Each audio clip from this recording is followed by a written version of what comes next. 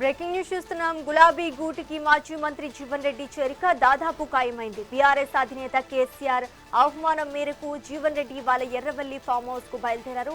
మాజీ ఎమ్మెల్యే విద్యాసాగర్ రావుతో కలిసి వెళ్తున్న జీవన్ రెడ్డి కేసీఆర్ తో కలిసి లంచ్ మీట్ లో పాల్గొననున్నారు. నిన్న కేటీఆర్ జరిపిన చర్చలు సఫలం కావడంతో ఈ భేటీలో పార్టీలో ఆయనకు దక్కే ప్రాధాన్యత, భవిష్యత్ కార్యాచరణపై తుది నిర్ణయం తీసుకోనున్నారు. ఈ సమావేశం ముగిసిన వెంటనే అధికారికంగా పార్టీలో చేరే తేదీపై స్పష్టత వచ్చే అవకాశం ఉంది.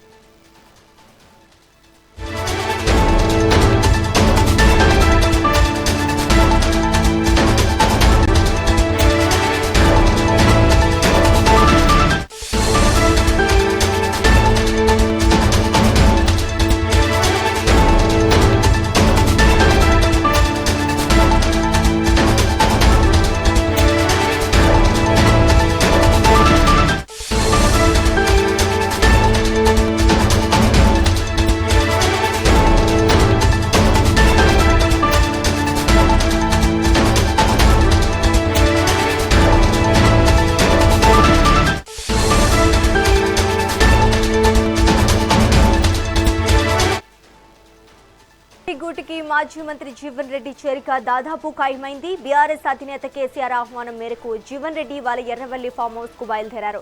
మాజీ ఎమ్మెల్యే విద్యాసాగర్ రావుతో కలిసి వెళ్తున్న జీవన్ రెడ్డి కేసీఆర్ తో కలిసి లంచ్ మీట్ లో పాల్గొననున్నారు.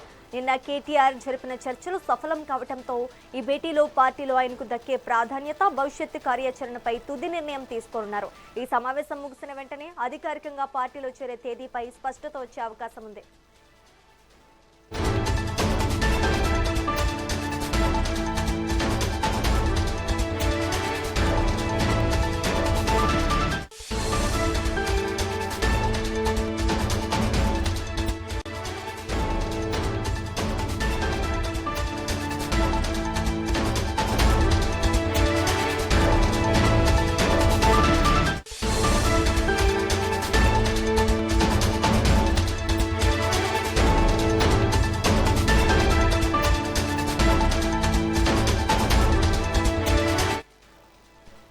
గులాబీ గూటికి మాజీ మంత్రి జీవన్ రెడ్డి చేరిక దాదాపు ఖాయమైంది. బీఆర్ఎస్ అధినేత కేసీఆర్ ఆహ్వానం మేరకు జీవన్ రెడ్డి ఇవాళ ఎర్రవల్లి ఫామ్ హౌస్ కు బయలుదేరారు.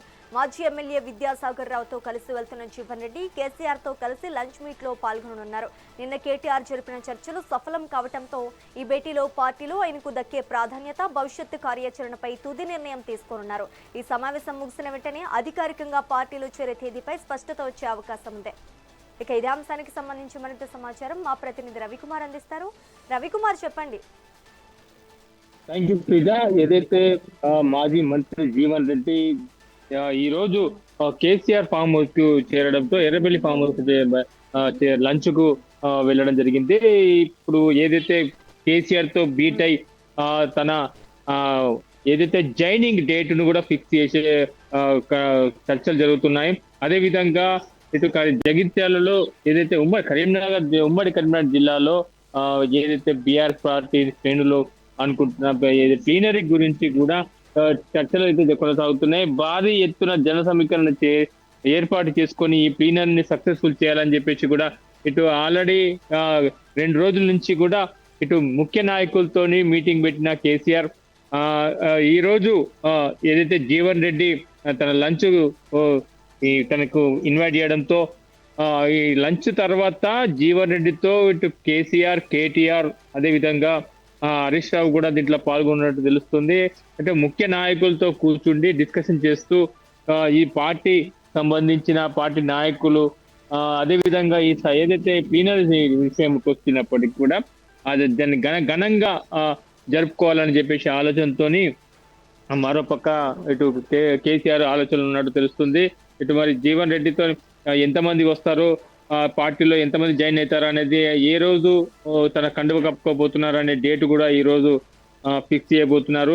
మొత్తంగా చూస్తే ఉమ్మడి కరీంనగర్ జిల్లా నుంచి ఇటు బీఆర్ఎస్ పార్టీలో జీవన్ రెడ్డి రాకతో ఇటు బీఆర్ఎస్ కూడా బలోపేతం కాబోతుంది. మొత్తంగా చూడాలి. ఇటు పార్టీ శ్రేణుల్లో కూడా కొత్త ఉత్తేజాన్ని కూడా నింపేందుకు ఇటు జీవన్ రెడ్డి తన ఏదైతే రాజకీయ అనుభవంతో కూడా ఇక్కడ కాంగ్రెస్ కు చెక్ పెట్టేందుకు బీఆర్ఎస్ పార్టీ నుంచి తను కండువ కప్పుకొని ప్రయత్నాలు అయితే చేయబోతున్నారు. ఎందుకంటే 10 సంవత్సరాలుగా అభివృద్ధి పథంలో నడిపించిన కేసీఆర్ చేసిన ఏదైతే అభివృద్ధి కార్యక్రమాలు ఉన్నాయో వాటి గురించి వివరిస్తూ ఈ 2 ఏళ్ల పాలనలో కాంగ్రెస్ పార్టీ చేసింది ఏమి అని చెప్పేసి వివరించే విధంగా ఇటు ప్రజల్లోకి వెళ్ళినట్టు అన్ని ఆలోచనలు చేస్తున్నట్టు తెలుస్తుంది.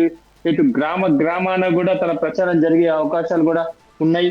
మొత్తంగా చూస్తే ఇటు ఉమ్మడి కరీంనగర్ జిల్లాతో పాటు ఇటు మన తెలంగాణ రాష్ట్రంలో కూడా మొత్తం కూడా తనకి తిరిగే అవకాశాలు ఉన్నాయి. ఎందుకంటే తన సీనియర్ నాయకుడు 4 దశాబ్దాలుగా కాంగ్రెస్ పార్టీలో కొనసాగిన జీవన్ రెడ్డి ఇటు బీఆర్ఎస్ కు రావడంతో బీఆర్ఎస్ కూడా మంచి పట్టు కూడా సాధించే అవకాశాలు ఉంటాయి. కాబట్టి మళ్ళీ ప్రభుత్వానికి రావడానికి వాళ్ళ ఎత్తుగడలు కూడా చేసే అవకాశాలు కూడా ఉంటాయి.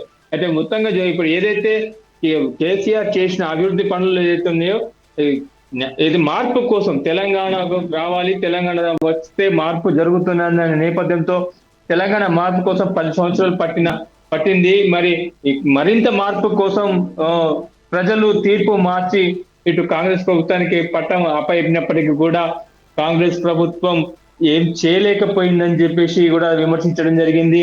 ఏదైతే తన ఇచ్చిన హామీలను కూడా నెరవేర్చలేకపోవడంతోనే నేను పార్టీ కూడా వీడడం జరిగిందని చెప్పేసి తను చెప్పిన పరిస్థితి.